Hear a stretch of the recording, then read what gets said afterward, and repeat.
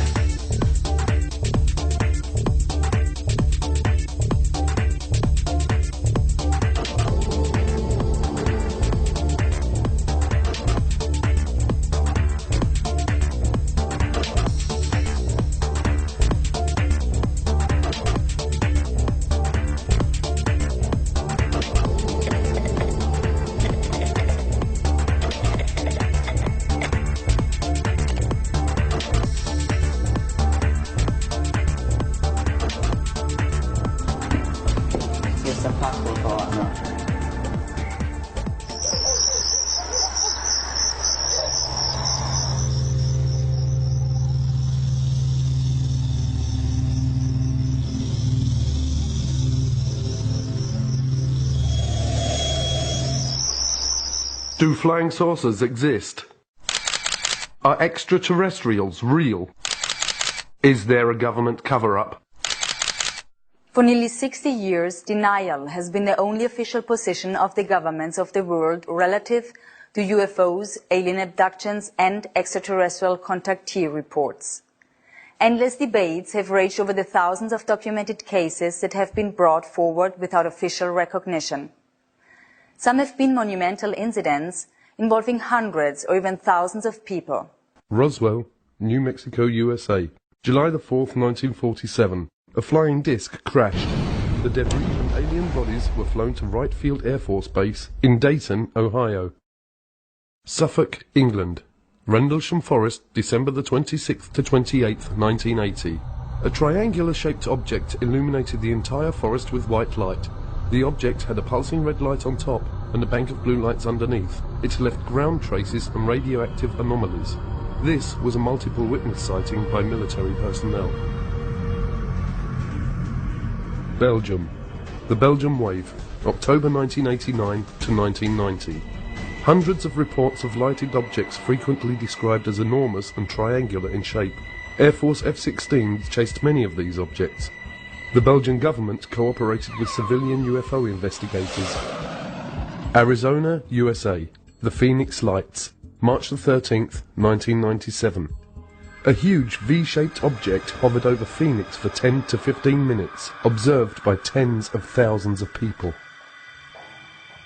Mexico. The Mexico Flap. Hundreds of objects appearing alone and in clusters appear throughout Mexico, observed by tens of thousands of people.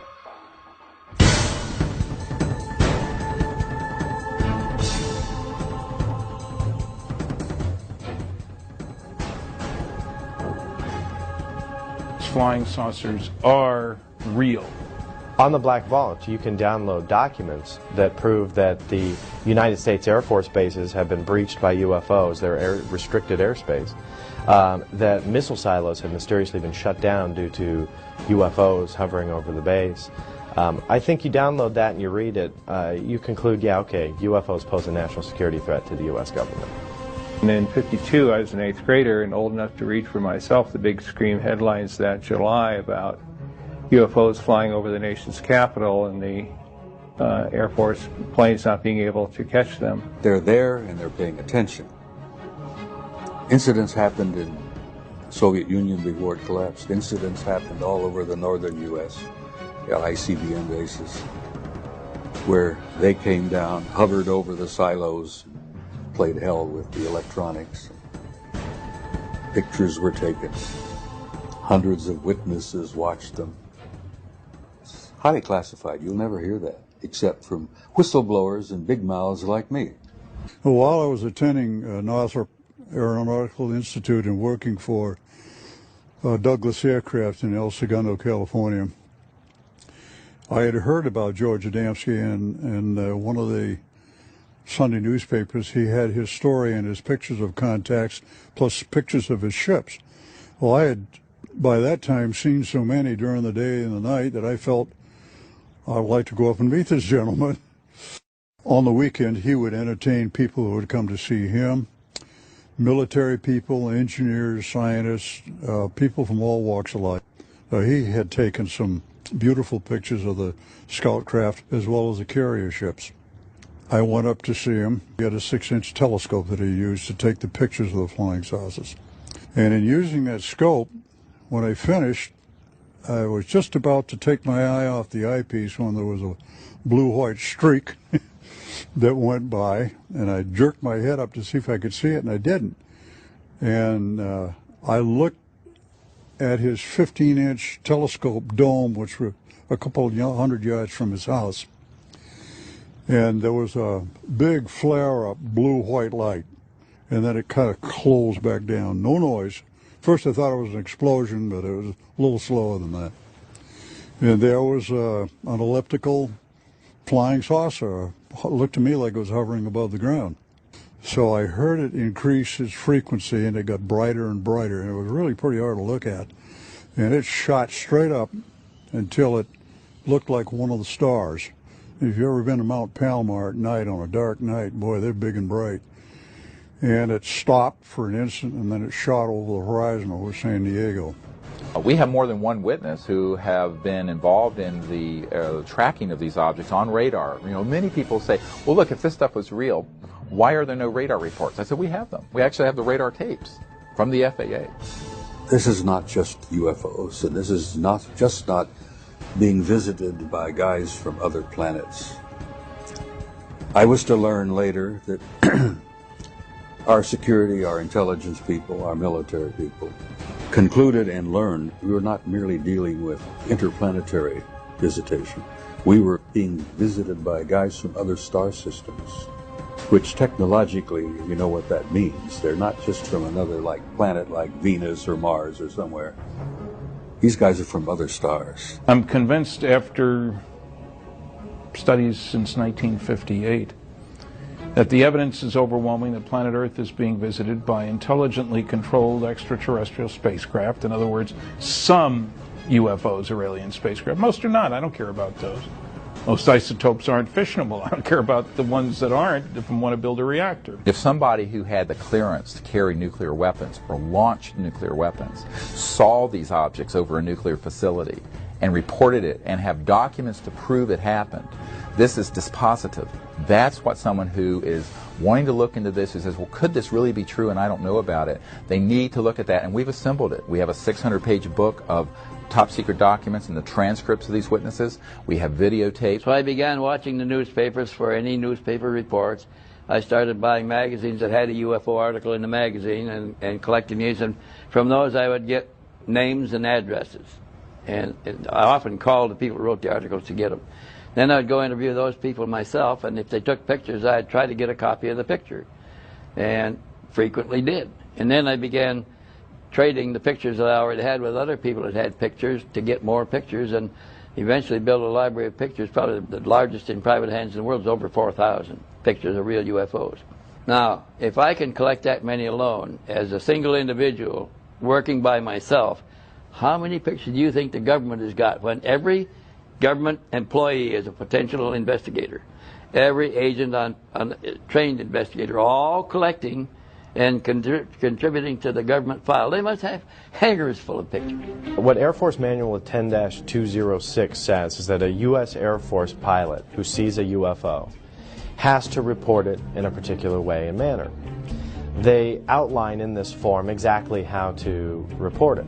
They say list the size, the shape, direction of travel, how big the object was, what were the wind conditions like. And you go through this big form and say, you know, your UFO sighting. The manual then goes on to state that you have to forward this to the NORAD installation. This is that one Air Force base that claims, oh no, we haven't collected these things since 1969. The problem is this form was last updated in October of 2004. In 1977, I proposed and became director of a proposed extraterrestrial communication study done in conjunction with the Jimmy Carter White House. Jimmy Carter, of course, had a close encounter with a UFO in the company of 10 members of the Leary, Georgia Lions Club in 1969 while he was running for governor of Georgia. While he was governor of Georgia in 1973, he had filed an official UFO report. It's now on the internet so everybody can see it. The 1976 U.S. presidential campaign was extraordinary because it was waged between Jimmy Carter, on the one hand, he's had a close encounter, and the first campaign waged on a platform which included a disclosure plank of sorts. Jimmy Carter was asked on various occasions, and this is documented, once elected, would he open up the extraterrestrial UFO files, and he said yes, he would. We have over 450 military and intelligence witnesses. They range from generals and brigadier generals to air traffic controllers and strategic air command personnel in the Air Force to civilian people in the FAA, the Federal Aviation Administration, to astronauts and cosmonauts. And it's an enormous database of people who have up close and personally seen UFOs or worked in those projects in their capacity as a government or military person. Even with the massive amount of pressure governments can exert to maintain the ongoing cover-up, people continue to come forward and tell what they have personally experienced. Like that, 15 miles in a fraction of a second. I disengaged the autopilot to push the nose over because we were at a collision course, and when I did, I just saw it head on. It's 300 feet in diameter. We knew that. We had a knowing, like somebody was telling us, 300 feet in diameter. So at that time, I heard a hell of a noise. And I said to Fred, what the hell was that?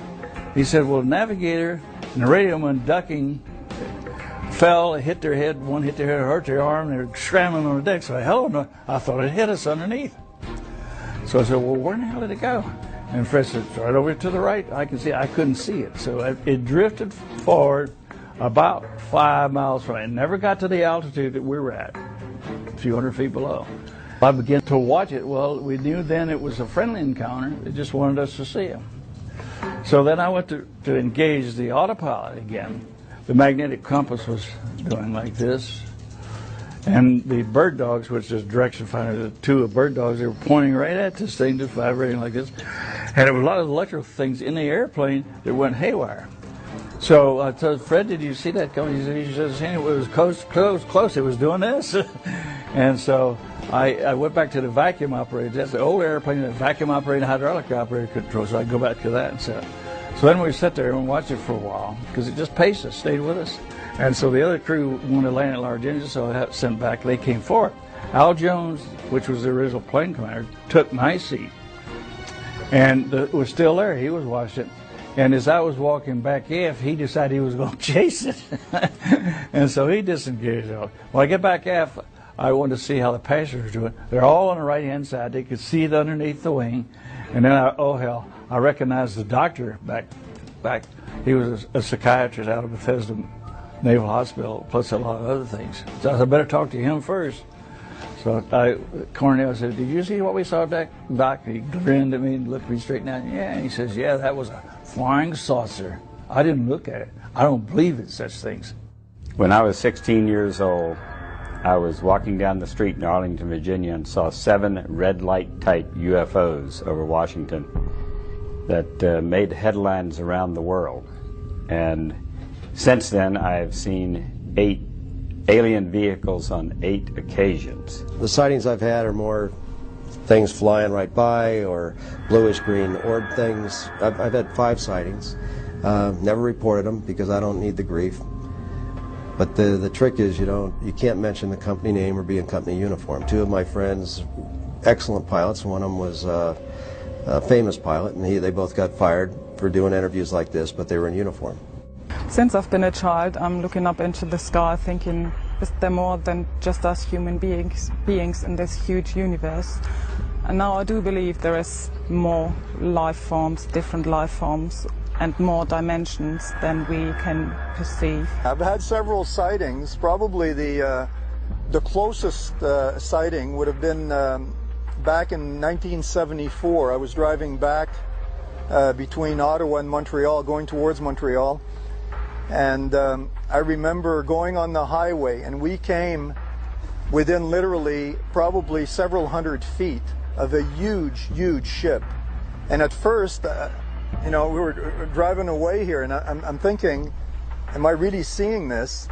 And we slowed down and sort of peeked out, and an enormous ship. I would have to say that it was two, three times the size of a 747. And it completely silently glided over across the highway, and we saw it go off into the distance. So there was no mistaking that was not anything at that time that would have existed conventionally or militarily. I was a lieutenant from the Bulgarian Air Force. My plane was MiG-21. What I believe there is much more going on than we can see with our naked eye. Being in the 3rd Battalion, 7th Marine Regiment, we were pretty active. We were on the East Coast in an area called the Punch Bowl, which is just down the road from Heartbreak Ridge. We had a lull in the fighting, so we just sat around and played poker. And somebody looked up and said, "What the heck is that?" We all looked up, and there was, it looked for all the world like a chrome hubcap setting up above us. And if you looked at it, it kind of had a watery, shimmery look and a little bit bluish white periphery. And from time to time, it would appear to be elliptical and sometimes circular. So I imagine it was rocking a little bit. And it's just a hint of a dome sometimes on it. But we watched it, and our colonel came out and took a look at it. He made a phone call. Pretty soon, 4 F-86D model Sabre jets came out, and they tried to get to the object. And it appeared that they hit some barrier that you couldn't see, because they would stall out and do a 1.5 turn spin and then pull out at the bottom. Flying saucer finally decided to leave and got very bright, and it was pretty difficult to look directly at it, but it rose straight up and it went through the overcast.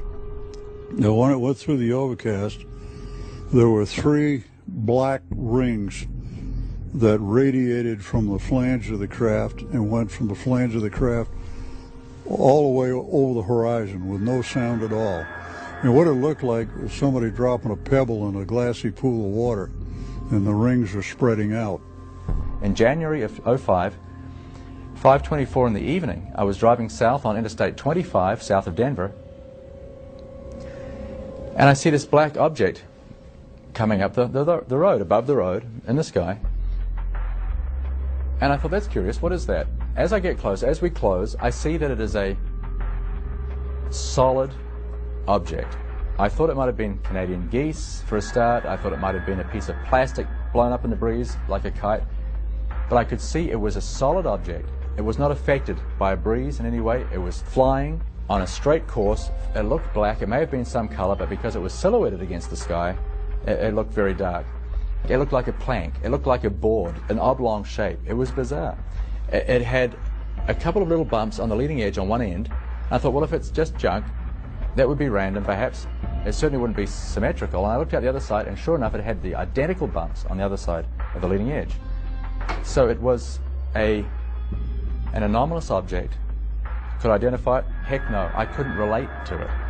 It had no sweep back, no anhedral, no dihedral, didn't have any external power plants, no wings or no tail empennage, flight control surfaces or probes. A search of the term fast walkers on the internet immediately reveals references that fast walker is a code name used by various government agencies to refer to UFOs, or, as they are sometimes called, non-referenced targets. Okay, this holding pretty well. Craft that I recorded that did the 180-degree turn down on this portion of the screen, they're called fast walkers because of their speed. The whole episode took about a half a second to perform or less. We're talking milliseconds. And that kind of lets you know that it's not an Earth satellite that we're looking at because it's moving so fast. Plus the fact our satellites don't change direction 180 degrees without changing speed or 90 degrees. And I have seen many of the shadows go up and do a 90 degree right across the screen. And sometimes you'll see 3 or 4 objects in formation. It looks like formation flying, and one will branch off to the left and one will go to the right. Somebody coined the phrase fast walker, and it's appropriate. The fast walkers are these very rapid moving electrogravitic and anti-gravity disks and craft of various shapes. The National Security Agency actually for a long time had called these ETVs, extraterrestrial vehicles. And from the military who have tracked these objects, and they've been called fast walkers because, as opposed to slow walkers, which are satellites, because they move at enormous speeds. For example, they've been tracked at going tens of thousands of miles per hour in the atmosphere and make a right-hand turn without decelerating. Well, you can't do that with a conventional system. You have to correct for gravity and mass inertia. That's what these things are doing. So these have been tracked on dedicated and classified radar systems. Occasionally, people who are on an ordinary system will pick them up. Today, the internet is literally alive with websites that are filled with detailed reports, many of which include convincing videos and pictures of unknown crafts and alien-like creatures. I live in Phoenix, Arizona. I am a sky watcher, UFO hunter. I have a website called seeingufos.com. I had an interest in UFOs my whole life, but officially got started on April 15th of 2004 when I walked my dog in the middle of the night, looked up in the sky and saw some strange lights. I've got over 200 UFO video clips on my website. I'm more interested in the day footage. Now, the day footage is completely different because that's harder to dismiss, you know, so I would have to say every other month it seems like I'm catching something. And I go out every day, pretty much 6 days a week, a couple hours a day. You know, you add all those hours up and that's a lot of time just to catch one thing for 20 seconds. But that's more than most people see in a lifetime, so I think that's better than nothing. Well, I'm involved in the political resolution of the what we now call, I prefer to call the truth embargo that the government imposed on the facts regarding an extraterrestrial presence. That presence has been established, I think, many times over by the citizen science research that's been going on since the 40s. The government did studies, but they were primarily for show. And the issue from a government standpoint has been managed very intensely since 47, at minimum. Managed in the sense that the government was going to deal with it, but deal with it within the national security structure and never acknowledge that there's anything to this. But in fact there is. I mean, we are being engaged as a planet and as a species by other beings. Possibly multiple species. This has just been proven beyond any doubt at all. Anyone who reads the research who isn't compromised by being either an idiot or in the employ of the government management of the issue can only arrive at one conclusion. The evidence is overwhelming. Videotape, daylight discs, nighttime discs, photographs, direct pilot sightings by the thousands, millions of sightings around the world, direct testimony from direct government involvement, and of course you've got an entire contactee body of evidence that's now in the tens of thousands of reports. Now, like never before, astounding events are transcending national and geographical boundaries, currently happening in Brazil and Mexico. Unprecedented UFO sightings are sweeping the entire area of South and Central America.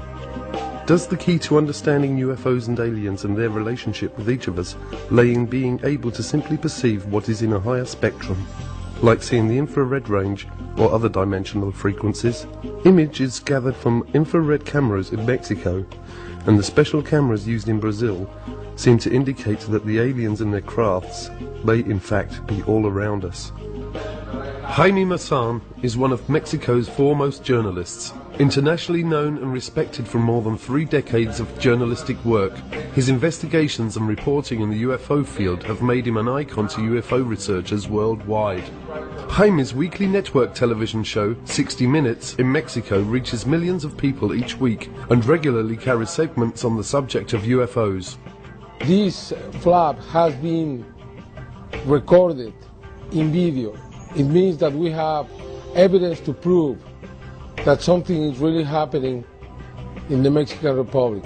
The video camera had become the most important instrument to really capture this new reality. Even the Mexican Army, the Air Force in Mexico, recorded UFOs. That the video was given to me, and I released that to the world. In that case, that happened on March the 5th, 2004, the soldiers were able to record something that they couldn't see with their own eyes. And that's amazing. That was the first time someone recorded something that they weren't able to see.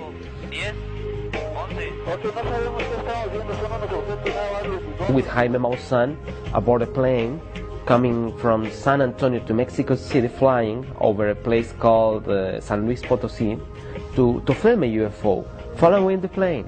It was detected by the radars and I have everything on film. So for us it's normal.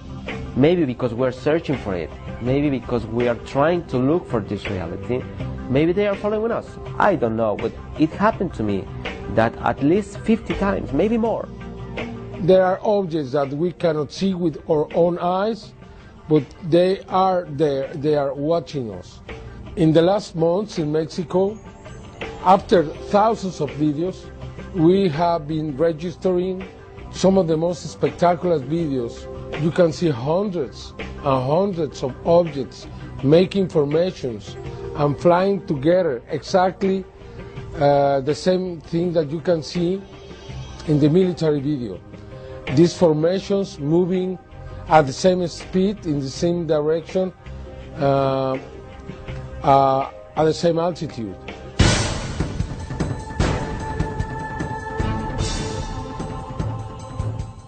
As the more one researches, the more one discovers that literally tens of thousands of very credible people of every age, occupation and nationality are claiming that they have had personal contact with either aliens or interdimensional beings. Credible researchers now say that as many as 60 different species of intelligent, superconscious beings have been interacting with humanity for millions of years.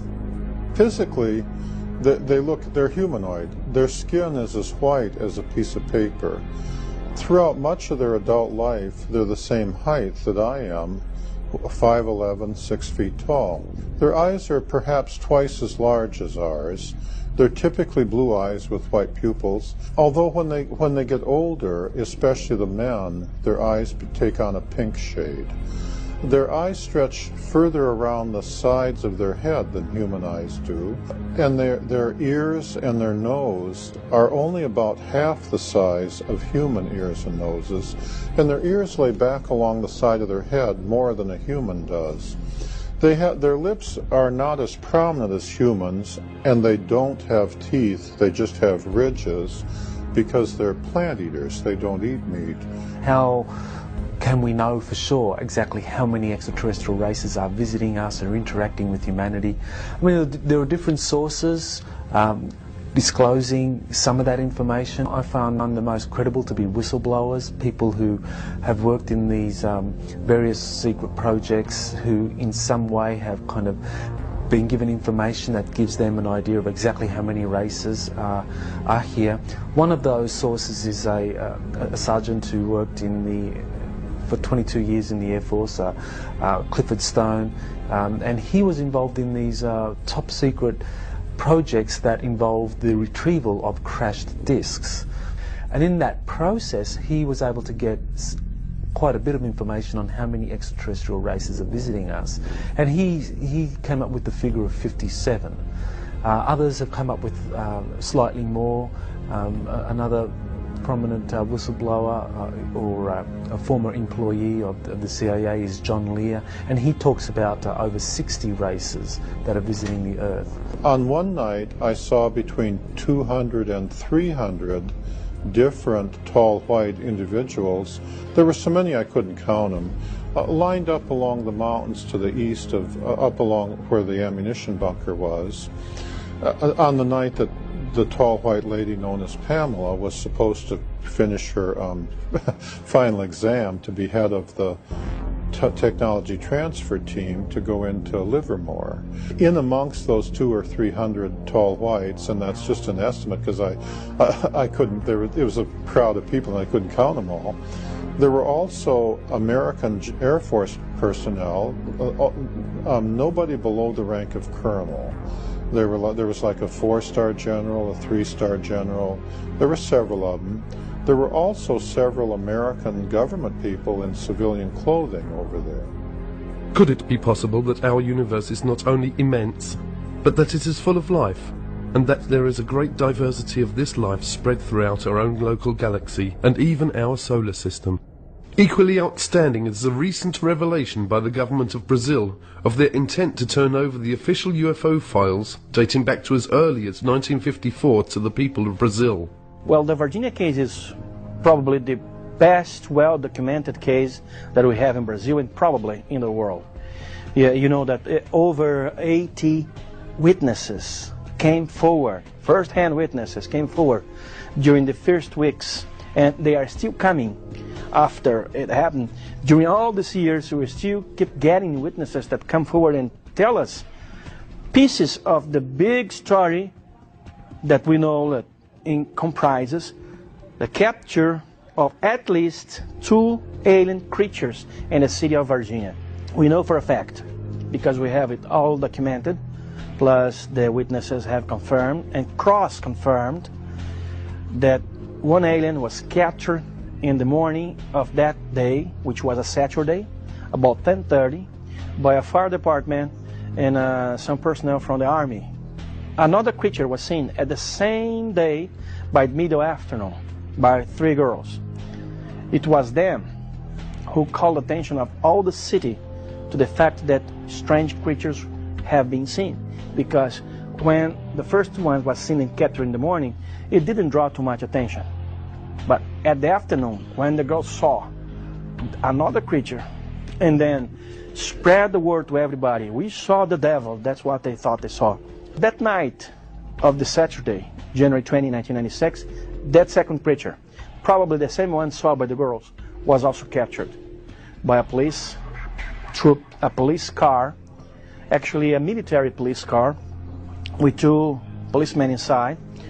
The one who was sitting in the passenger seat was Marco Elixerezi, and he was lucky enough to be the one who spotted the creature and grabbed it with his own bare arms, bare hands, got back to the car, put the creature in his lap, and took it to the hospital.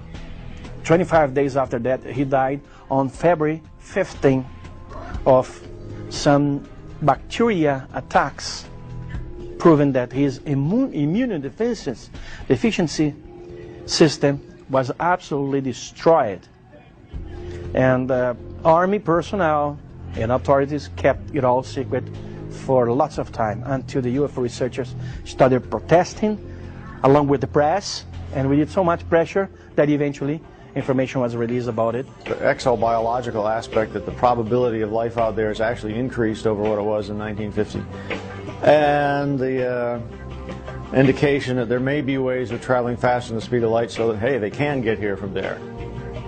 It doesn't mean that they're coming in 5 minutes or they're coming every hour or every day, but you know, they might be able to traverse huge distances in a period of weeks or months or something instead of spending hundreds or thousands of years. Well, look at the UFO sightings.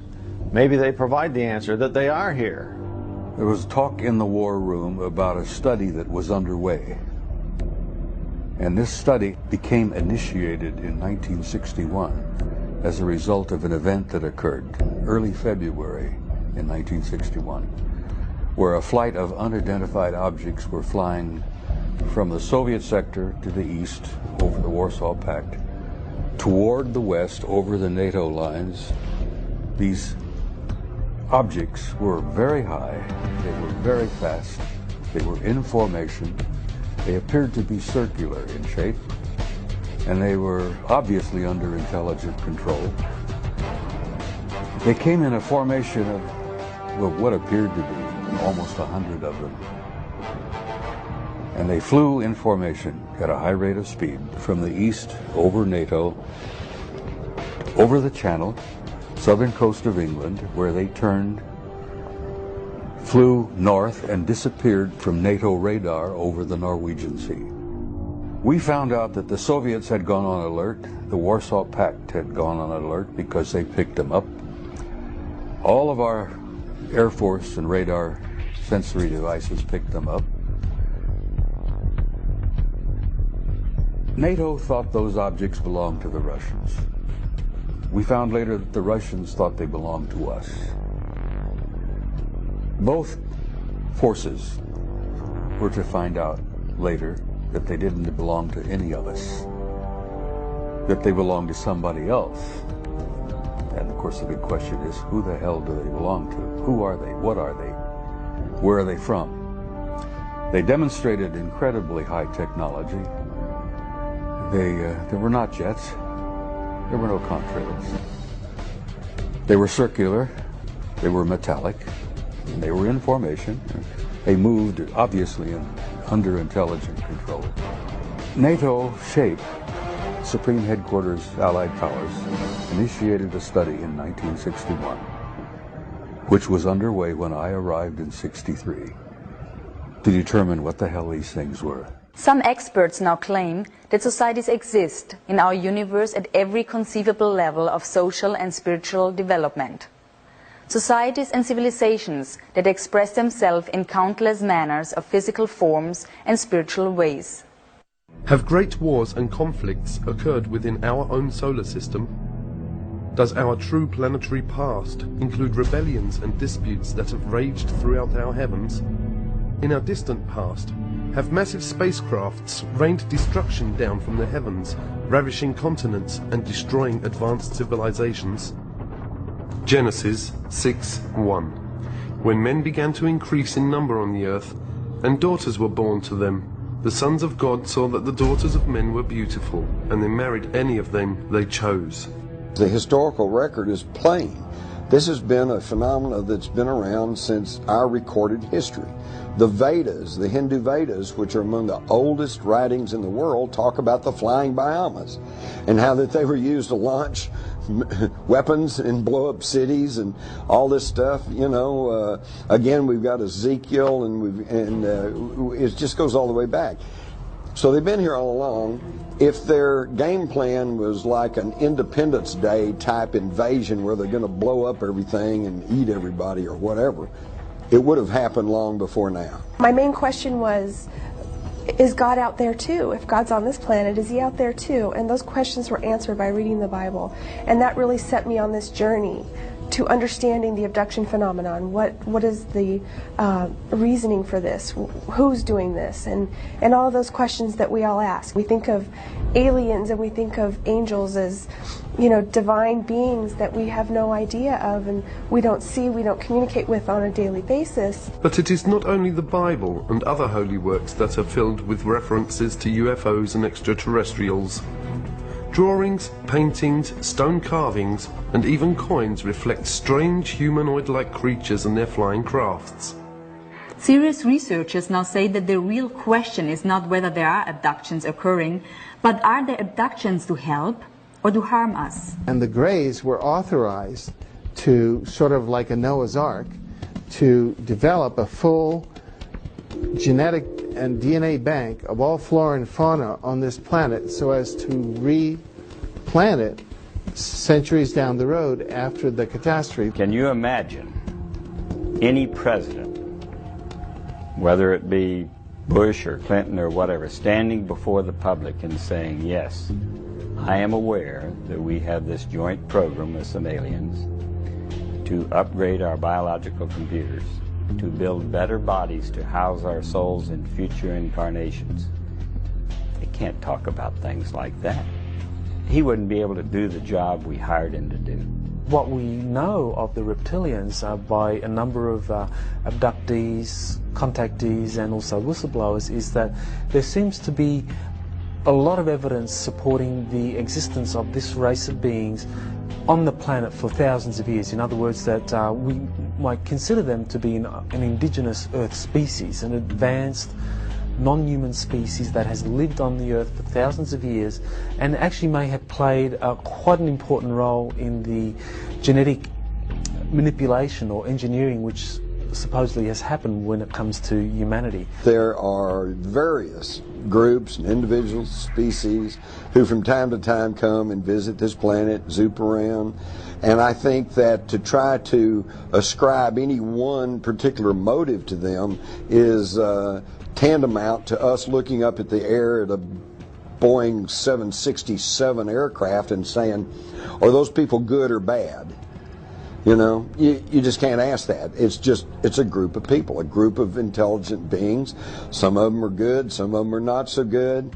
But I will say this, I don't think there's any reason for great fear and anxiety. Most recently, 2 new terms have emerged that also describe human-alien interaction. The most widely used is the word experiencer for those who have had some sort of experience, good or bad, and participator, which has been coined to explain the cases where the individual may have been an abductee originally, but has transcended that situation by now volunteering to participate with his abductors. My contact with extraterrestrial intelligence occurred when I was aboard my sailing boat in Hawaii in the Honolulu harbor. And it was early one morning. It was about 5 o'clock and I had gotten up early and I had gotten a cup of coffee and I'd gone back to my bunk and I was just laying there completely dressed, trying to just look at the beautiful sunrise that was occurring through the large skylight above my bed. Then suddenly the most incredible energy enveloped me and the whole room began to like glow and glisten and a beautiful woman materialized right next to my bed. And at first I thought I was dreaming or hallucinating. And I said, you can't be real. And she said, well, I am. And I said, well, why are you here? And she said, I'm here as a representative of a group of friends that want you to come to a briefing. The room was lit up completely, but my eyes were closed. I knew somehow not to open my eyes. There was something telling me, don't open your eyes because you won't like what you're going to see. Eventually, I did open my eyes because I could hear noise in the room. There was like scuffling on the floor. I opened my eyes. There were 3 small grey beings with big black eyes and big heads and very skinny, spindly limbs. They pulled me up out of the bed, and then with one behind me and one each side of me holding my elbows, walked me towards the window. And I'm thinking, well, the windows are closed, guys, so you'd better open them before we go any further. So there was this rationality and irrationality going on at the same time.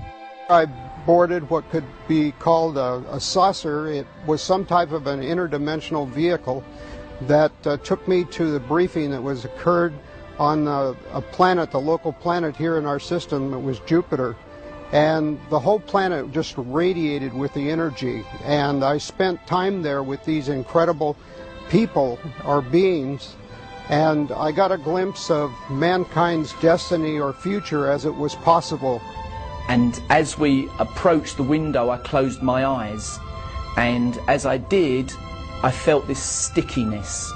It was a stickiness and a feeling of something being pulled very slowly across my face. It wasn't painful, it was just very, very weird.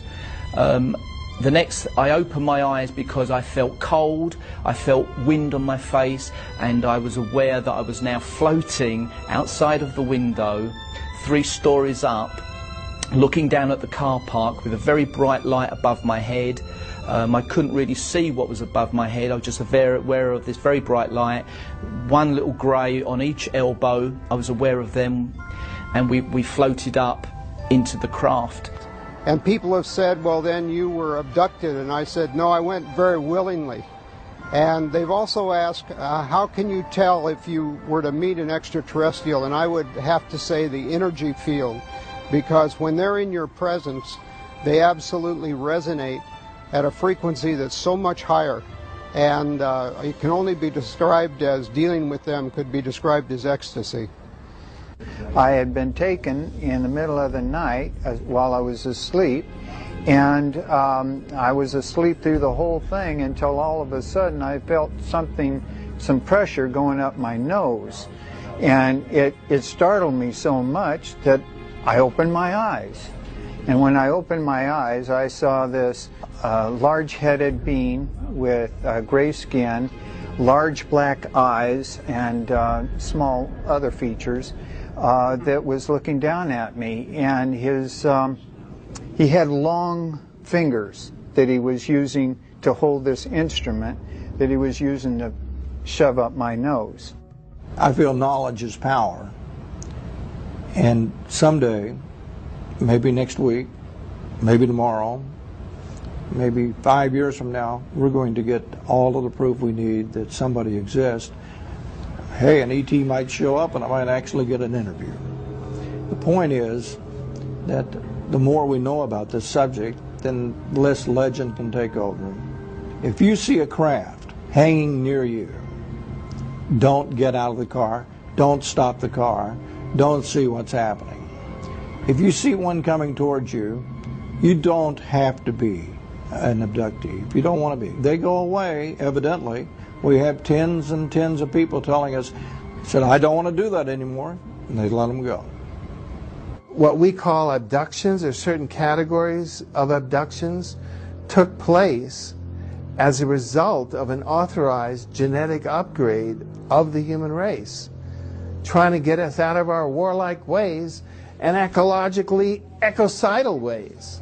The indigenous reptilians seem to have a very strong interest in the biosphere of Earth being stable, that it's not jeopardized unduly, and some who have kind of analyzed what the reptilians have been doing or had some kind of interaction believe that this is because the reptilians view humanity as a resource, and they don't want that resource to damage itself or damage the biosphere. They had about 18 scientists that all had been working on the project, various stages of the project, gathered around a big oval table in the Los Alamos headquarters with Edward Teller, the head of the Atomic Energy Commission, sitting at the head of the table. One of the aliens on the opposite side of the table from my engineering friend put in a white shirt and slacks so he would look less alien, but he still had his alien bigger head, bigger eyes, black eyes. And he was sitting in the conference, and the only people that he could understand everybody else because he was telepathic. And the only way he could communicate, though, was with the science that he had developed with my engineer friend to answer the question. But here's a man, an alien from another planet, sitting in a conference, in 1968 in Los Alamos headquarters on the progress of learning how to bridge the gap between the alien technology and ours. They were going to suggest to the American generals additional technology exchange projects, and I think they were using me as the test guinea pig to take me on board the scout craft, and then they could test my reaction to what I was impressed with and what I wasn't with. My life changed, and I was never ever quite the same. So the study itself was not as complete as it could have been. They concluded what they wanted to conclude. One, there was not a threat involved. Two, they weren't the Soviets. Three, the evidence was overwhelming. They were extraterrestrial. Four, there were 4 groups involved. 4 different groups. And they were all humanoid, but they were not human. Only one of the 4 was what we considered to be human. One group out of the 4 looked so much like us. I mean, almost identical to us. They could have put on these guys could have put on a suit and tie. And for the females, because we encountered some of them as well, they could have put on a dress, suit and tie, coat, jacket, sit down with you, next to you in a restaurant, sit next to you in a theater. You'd never know. Sono persone come noi, They're che hanno un corpo come noi. that have a body like ours. In questi UFO, And these extraterrestrial che io prendo poi quando parlo, vehicles, lo prendo in senso largo, cioè anche delle persone che o sono dentro he says, I'm using this in a l'apparecchio large sense. Or the people are inside the craft, ma questo è molto molto difficile pensarlo, oppure comandano, ma sono distanze enormi, se si fanno vedere da noi, mica c'è un pianeta che è a 1000 chilometri da noi, se no a 1000 chilometri ci it's sarebbero very già difficult, arrivati, but they make themselves seen and known to people on Earth. quindi è molto ragionevole che siano dentro. So it's probably logical that they're inside a craft instead of coming from somewhere else without a craft. E quindi sono persone come noi, composte di una parte spirituale, che la chiamiamo anima. Gli UFO, io non ho mai parlato con un UFO, non ho avuto... He says they would have to have a soul like we ma do. che abbiano anche un corpo, devono averlo un corpo, They'd have to have some kind of e body. se no sarebbero angeli. Otherwise they would be angels.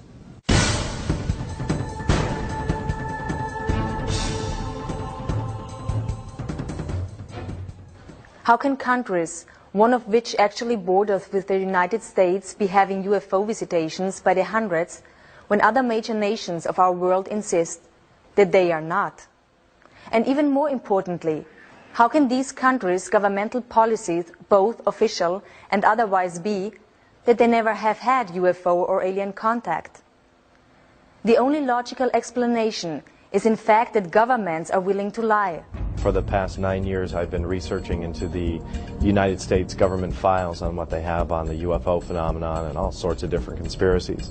And I've reached 183,000 pages of government documents on the internet. There is a political block, what I call a truth embargo, instituted by the government, that they are not ready to formally acknowledge this, quote, presence. Anything that involved absolute proof, like hardware and bodies, was siphoned off completely into another track. They just can't allow information to come out overnight so people would be perturbed and actually demand that something be done about it. They stonewall it, deny it, lie about it for, 30, 40 years, and then finally just announce it as if it's fact, and everybody goes, yeah, okay. It's clear we're dealing with a cosmic Watergate, meaning some few people within major governments have known since at least July 1947, when 2 crashed flying saucers and several alien bodies were recovered in New Mexico, that indeed some UFOs are alien spacecraft. The government set up Project Blue Book, the Air Force did, in order to investigate this subject on you might say, a low level. Researchers, mostly regular citizens, have proven without a doubt there's an extraterrestrial presence. We're being engaged. The evidence is overwhelming. And in some cases you can actually point to where the Air Force explanation completely contradicts what's inside the sighting report itself. The word UFO is actually a disinformation term that was invented after they knew that they weren't unidentified and they knew they didn't fly. So it's sort of a mind play. When the first evidence of ET visitation and hardware and so on came along, the U.S. government took the attitude that we couldn't release this to the general public because it had extreme implications for defense. We don't want our enemies to know that we've got one, because then they might try to get one. To the extent that we might be able to back engineer the technology, we don't want to tell somebody else that we're trying to do such a thing. Gus Grissom, who was probably the person I was closest to, felt that they were spam in a can, that the astronauts were just a public relations campaign for a secret military program that was spending much more.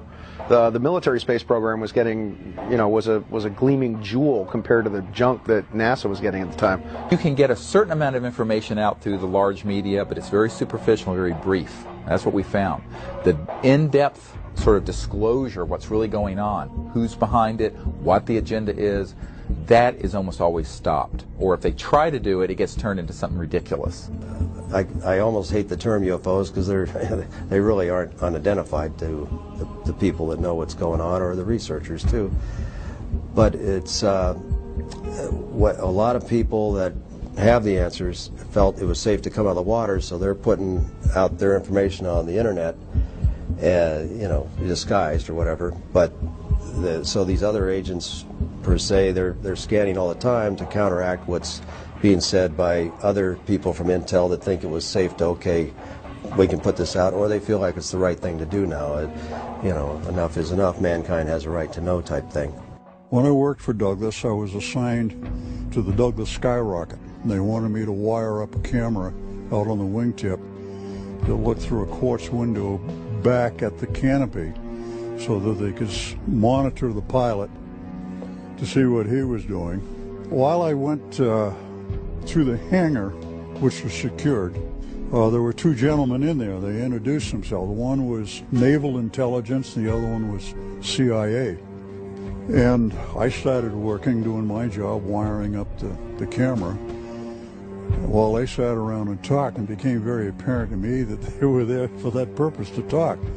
They knew about all my flying saucer experiences, all the way from Korea.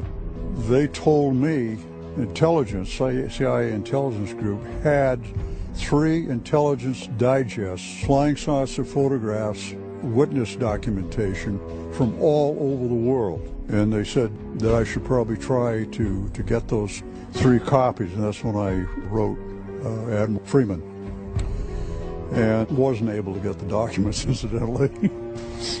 But in addition to that, they told me that I should tell people what my experiences have been. And I said, tell everybody you can. Because they can't. They were not allowed to talk about it. There's this curtain of ridicule that's been drawn up around the UFO phenomenon. And as long as that curtain of ridicule holds solid, the scientists will be afraid to contribute anything to looking into UFOs.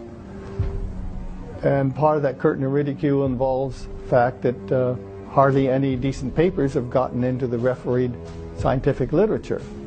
So that curtain of ridicule may be slightly opened up now that they have a paper that they can refer to, and if they feel like writing to their own papers on UFOs. The secrecy has invaded, like a cancer, many institutions, including the media, government, corporations. I got into more and more controversial and exotic subjects. I found myself a journalist without a journal. There is definitely very tight control over the flow of information in certain topics through our corporate control mass media. They seem to take it upon themselves to be the gatekeepers of information. Part of this information that they are keeping from us is the just absolutely immense wealth of information concerning the UFO phenomena and the fact that it can be tracked and documented all the way back through history.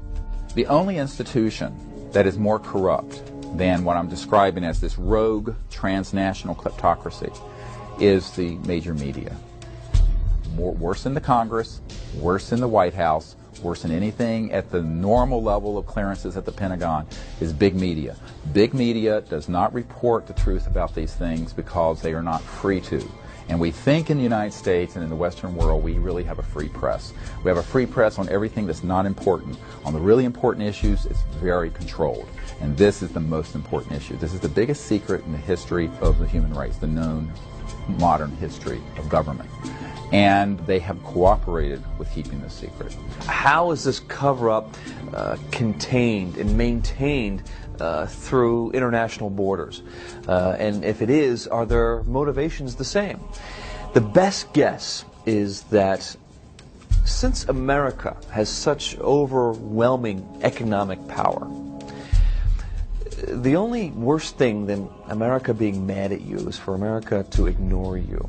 There are so many countries, economies depend on America that I think that they take their orders from America in some ways. When it comes to the cover-up, I think that's one of them. The U.S. government is not only pressuring Brazilian government, but it's making pressure over almost all countries that are somehow aligned, politically aligned to the United States. Now, all South America, except maybe for Chile and Venezuela, who has Chavez, who's a rebel, all the rest of Latin America is very aligned to U.S. politics.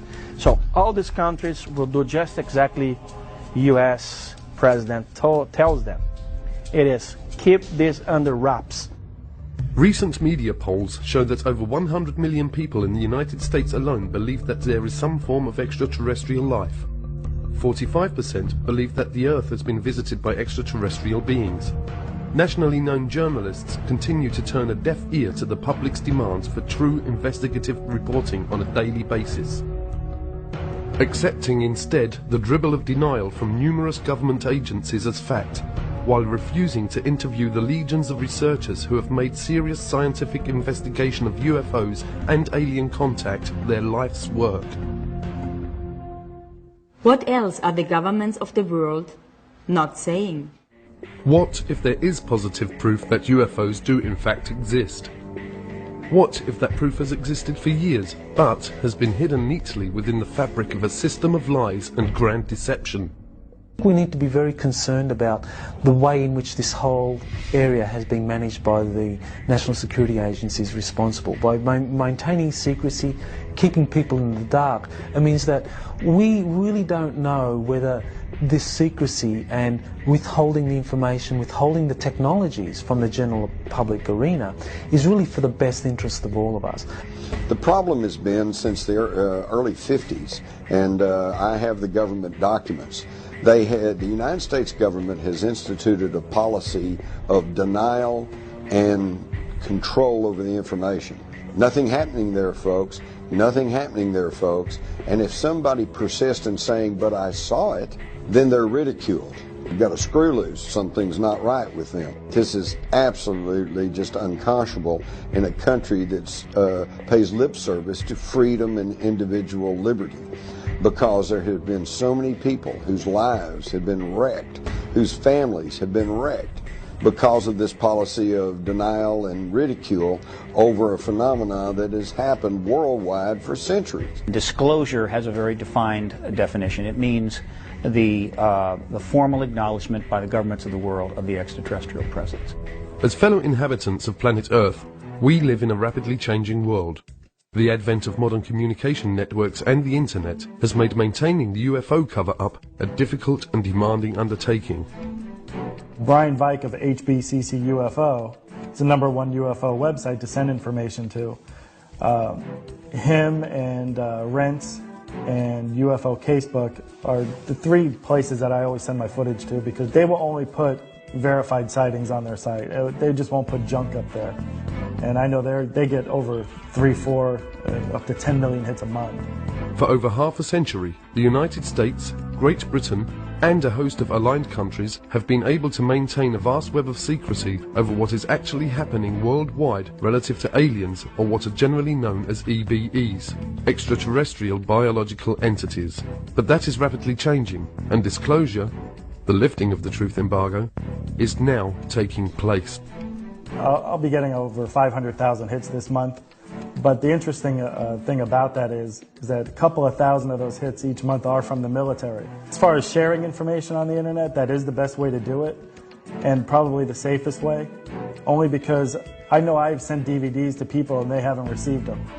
And I would email them and say, look, I'm going to send you a DVD. Can you analyze it for me and let me know what you think this is?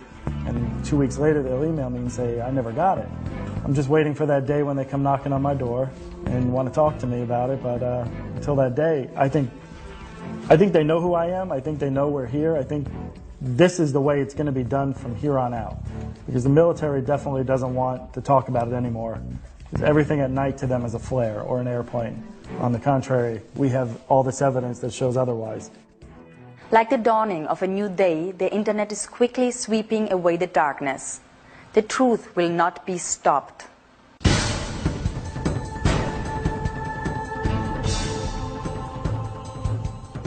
We're in this strange reality, which we're caught between two worlds, between two paradigms.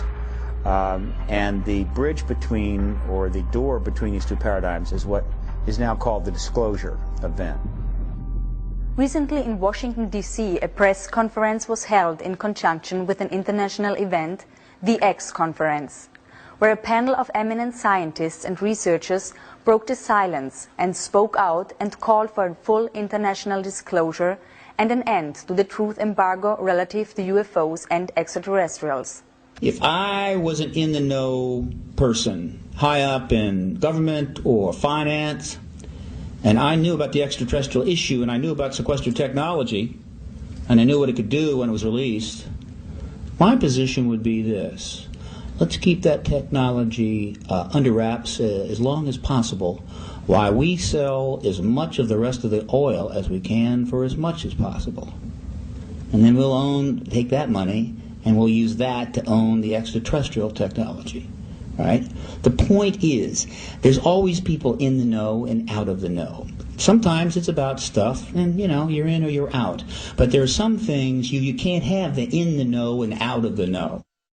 Basically, what we're calling on today is for the government of the United States to take the issue of extraterrestrial life, where it has been stuck in conflict and for the last 60 years, and take it out of the military intelligence agencies and put it into the Department of Education and the scientific departments where it belongs. Take it out of the threat scenario agencies where it is funded as a potential threat, and put it into the opportunity agencies where it is funded as a matter of education and advancement of knowledge for mutual benefit. There is an overwhelming mass of proven, real government documents that have been released largely through the Freedom of Information Act that show decades of, for example, airspace violations, very sensitive places by objects doing what appear to be the impossible. We have these documents from the 1940s, we have them from the 1950s, we have them from the 1960s, 70s, 80s, and beyond. So these airspace violations continue. They are provocative, they are at times seemingly confrontational. You have pilots who have been charged with going up to get these things, and they have described them at times saying, yes, it appears to be a metallic disc-shaped, there it goes. I began on this topic by trying to do reverse engineering on gravity control devices in 1968, but now I'm officially looking at leaked question documents. And some of the documents tell an amazing story. One of the leaked documents started with FDR, and FDR had set up, through Vannevar Bush, a committee called the Non-Terrestrial Science and Engineering Committee. These were guys, after the recovery of a crashed flying saucer in 1942, who were given the parts and told to figure out how they work. They came back to FDR in 1944 and asked for money. And he said, no, we got to win the war first, beat the Nazis. And then in 1947, it was Vannevar Bush who went to President Truman, who didn't know about all this, and said, by the way, we have these craft, we could do some reverse engineering in order to improve our country, to improve our culture, to improve our standard of living. And that was when the money started to flow. July 2002, right here in the Washington, D.C. area, there was yet again a airspace jet chase by two F-16 jet interceptors, which were chasing a bluish object right outside D.C. My opinion right now is the person who's going to wait for hard evidence is going to be left behind when the deluge comes.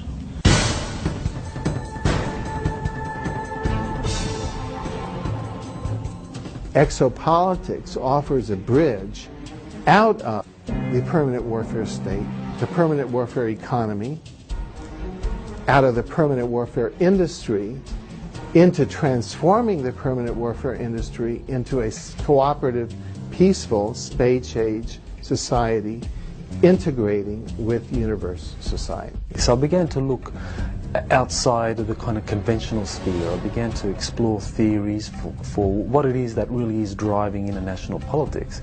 And so then I came up with this area of an undisclosed extraterrestrial presence that is kept from the general public. So that really did help me understand what was going on and what is driving international politics.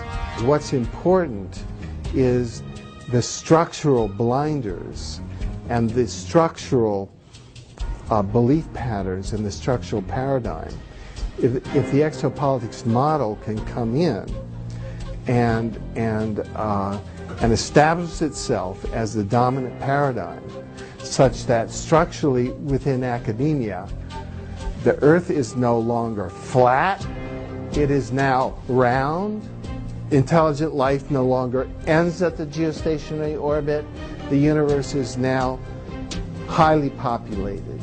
It's that sort of sea change that we need to unleash the huge public investment and private explosion of creativity and cooperation to turn our spaceship around to be able to survive the environmental pressures that are coming now, which have been the result of the embargo that we've been under.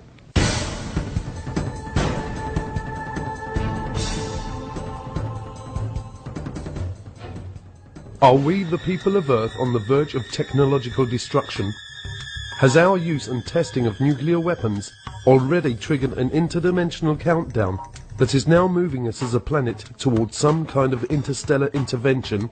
Even though there's clearly no evidence, and I want to emphasize this, that these extraterrestrial civilizations are hostile towards us, I think they're very worried about our hostility. I always turn this on its head, because most of these sort of documentaries are always like alien invasion and all this stuff. No. The issue is that, if they were hostile, we would know it by now. It's clear to me that what's going on is that they're very concerned that at the time that humanity reached the ability to go into space, early space exploration, 50s, we also had already developed weapons of mass destruction and thermonuclear and hydrogen bombs and stuff. And that the coincidence of that, the coming together of those two things, put a big red flag over Earth. And so if you look at the databases from the 50s, 60s, 70s on forward, not only in the United States, but in Great Britain, in the Soviet Union, in China, that wherever we had space, aerospace, and nuclear facilities, there were a lot of these so-called UFOs being seen. These groups that are interested in us, at least seem to show some benevolence, I think would probably step in and keep us from blowing the hell out of ourselves, if push come to shove. The onset of the whole UFO phenomena beginning about 1946, 47, and that I don't think it's coincidence that coincided with our development of nuclear weapons. And I think that out in the universe, they were horrified. They said, oh my God, the kids have found the matches. Well, they don't want us to destroy ourselves, and they don't want us to destroy this planet, and yet they're prohibited from directly intervening in our affairs and in our evolution. So I think that we've got crop circles and animal mutilations and abductions and sightings and increasing sightings and all like that, so that it's not directly impacting on us, and yet over this conditioning period we are coming to understand that we're not the only ones in the universe. And I think they're trying to kind of boost us up the evolutionary ladder so that we can grow to be full-class members of the intergalactic community instead of destroying ourselves through our petty bickering wars and nuclear holocaust. Like the dawning of a new day, the internet is quickly sweeping away the darkness. The truth will not be stopped. We're now seeing this wall of censorship cracking apart in the United States. Just recently we had a major TV network special, and I found it absolutely amazing because Peter Jennings of ABC just very matter-of-factly told a national audience that the Robinson panel of the 50s and the Operation Blue Book, Project Blue Book of the 60s were not really scientific-based investigations. They were just public relations efforts to try to get people not to be thinking about UFOs. So in other words, all you folks out there who are old enough to have seen all the newspaper reports on the Robinson panel and hear what Blue Book said, it's just hogwash. Never mind. The non-human intelligence presence has been here for a long time, that Colonel Philip Corso said there are 57 different races, and that some accords were made to talk about their presence, whether it be Hollywood, movies, or whatever, including the ABC special, that if it isn't done soon, they will probably do it. Extraterrestrials are not a national security issue. They're an educational and social issue for our society, and they may be a spiritual issue. When I retired from the military, I went to work for the Federal Emergency Management Agency, and I worked with them for 14 years. So I've got 42 years of government service behind me, and throughout all those years I had the very highest security classification you could have, top secret. When I was at NATO in 1963 through 1967, I had cosmic top secret, which was and still is the highest level of security in NATO. That's how I got involved in this crazy UFO field. Through the 50s and 60s and 70s, we referred to aliens as extraterrestrials. But now that science has been catching up with us to a certain degree, we have changed our definition of an alien. It's probably more accurate to call them extra-dimensional beings, because that would explain their ability to traverse vast distances. They operate in more dimensions. I mean, even the current theoretical model of the universe is upwards of 30 dimensions. So we're living in a multi-dimensional universe, and so it's not uncommon to theorize that we're going to encounter beings that operate in more dimensions than we do.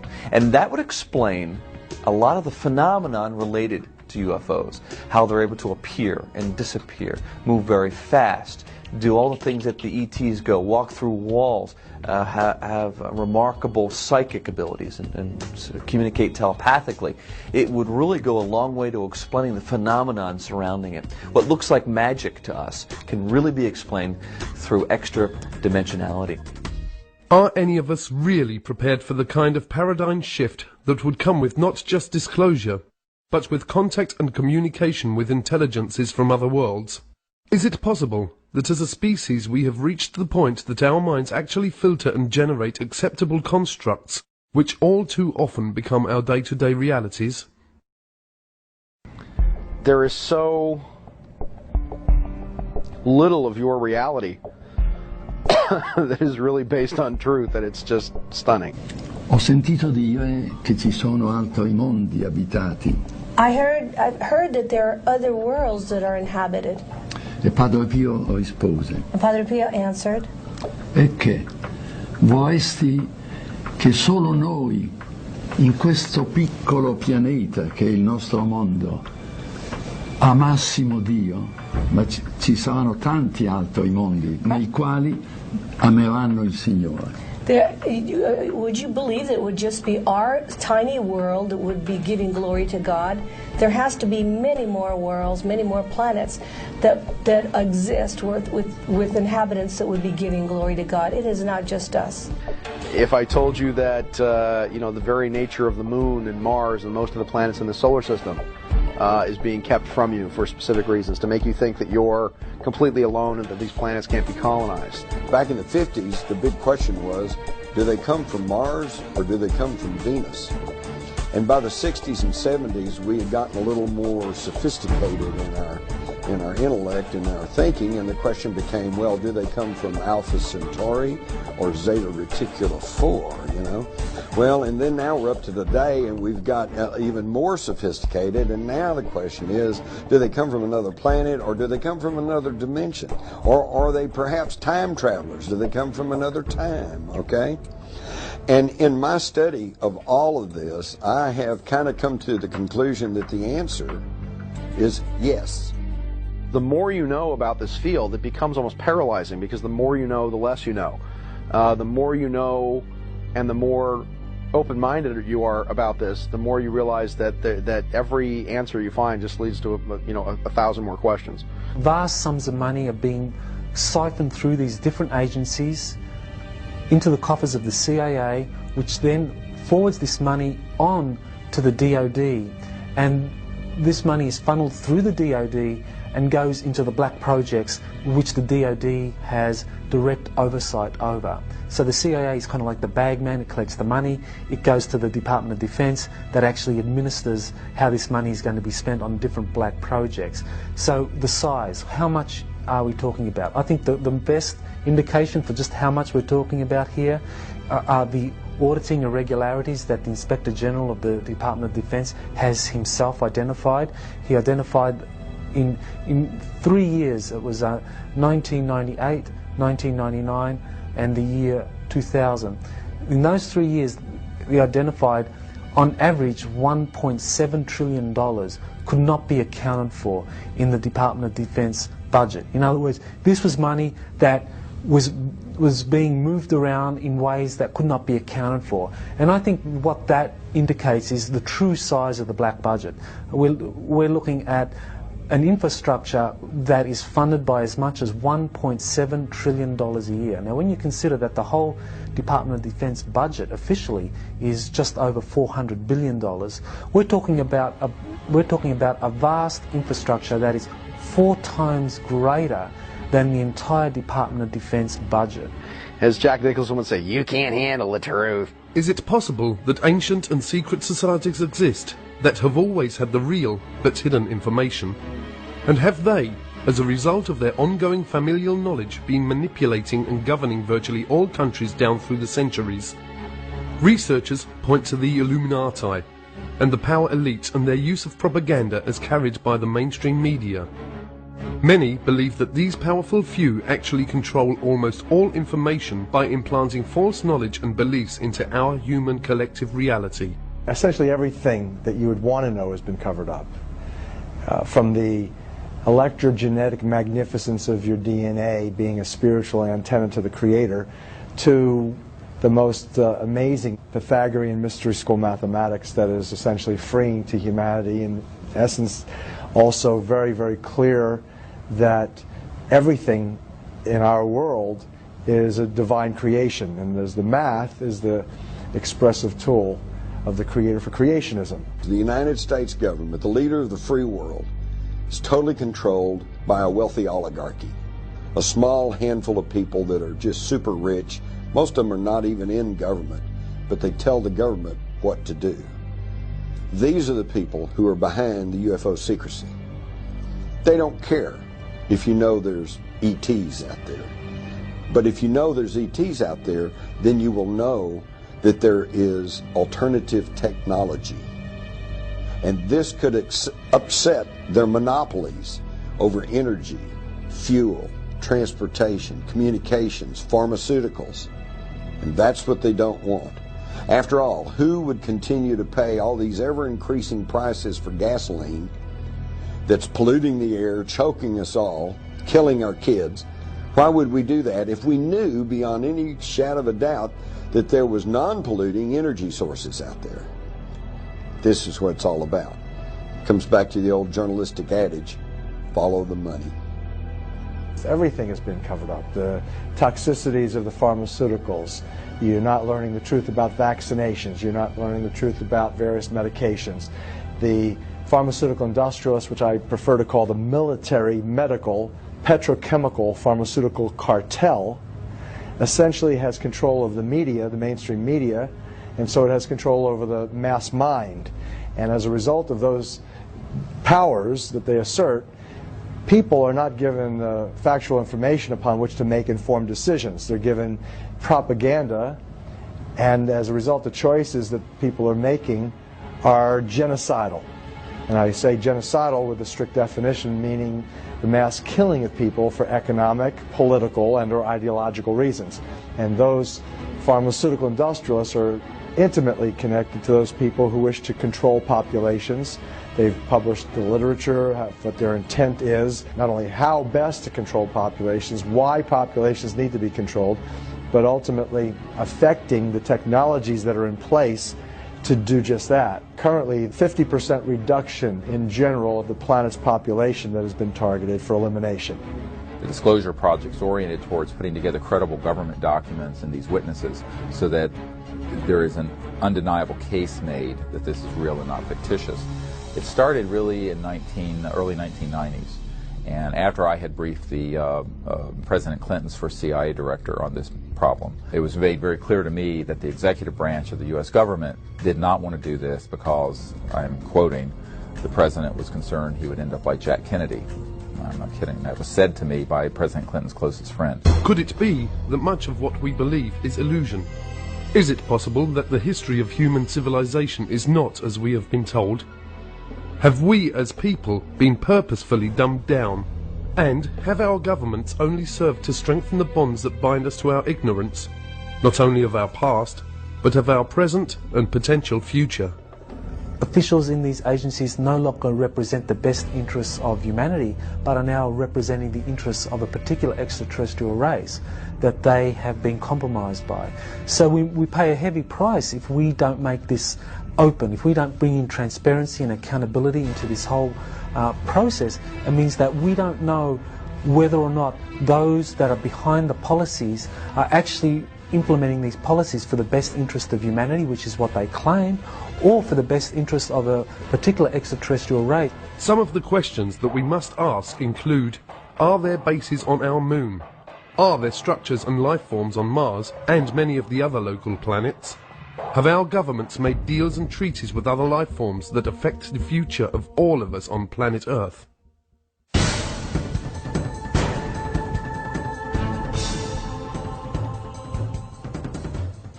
These people will continue zipping through our atmosphere, checking nuclear plants and so forth and so on. They have never been hostile. They pose no air security problems, whatever. The Air Force knows this, and the Air Force has made statements to that effect, that UFOs pose no threat. They are here. Not just the Greys, but the others who look and act like us. Perhaps they are here to instruct us, to help us safeguard our planet. Definitely rules and regulations that govern everything. And the councils have the history books of all of the planets and all the records.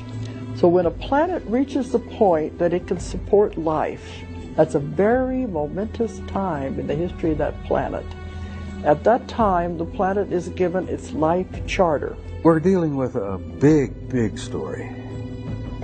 It's not just them. As I said, if it was that simple, it would probably been out some time back. It's really about us. It's who we are, what we are, how we came to be, and where we might end up going sometime. Life is never allowed to just simply spontaneously develop. That if it did, it would be very chaotic. If we could integrate, I call it the spiritual, but the esoteric or whatever. I mean true esoteric. I don't mean religion necessarily, because there's a difference, I think, between religion and spirituality. To produce a thinking, intelligent human being would have taken millions more years if it was happening by normal evolution than it would have taken. And it would still not have got to the point we are now. They create life on other planets because this is the way they were created, by what they call the archaic ones, the ones from the very beginning. Have been doing this forever. Mankind was developed as a species, as a spiritual being, and I think we've gotten so far away from who we really are that it's very hard for us to go back there and digest that maybe we have cosmic brothers and sisters. We fight among ourselves for diversity. I mean, if anybody walks in here and looks totally different, we fight among ourselves. And I'm thinking, oh my God, what are the ETs that are involved thinking about the way we handle ourselves with people that are so different from us? They're probably scared to death to appear because of what we might do to them. We have not handled diversity very well. Yeah, one day, I would hope that the people of Earth would stand up and extend their hand in friendship to these people. We have never done that here on this planet. You know, we've shot at them. We've done everything. We fire radar, we fire lasers, everything. We need to say hi. There are other extraterrestrial groups who are human-looking, such as the Pleiadians, the famous Pleiadians of Billy Meyer and others, and they are much more intent on trying to assist humanity to become free of this kind of manipulation from other races that really try to use humanity as a resource. Let's think about it. You can't say, whoopee star kids, these wonderful advanced children have been transformed by contact from people from the stars, when in the same breath you say there's no such things as UFOs. The question of UFOs and extraterrestrials, most people just think is something entertaining. In reality, it's something that is central to how we're going to be able to go forward as a civilization, because that issue involves sciences, technologies, energy and propulsion systems that could give us a whole new civilization. It's terribly important the whole thing come apart, because it's all one package and it's part of our bright and very, I think, hopeful future.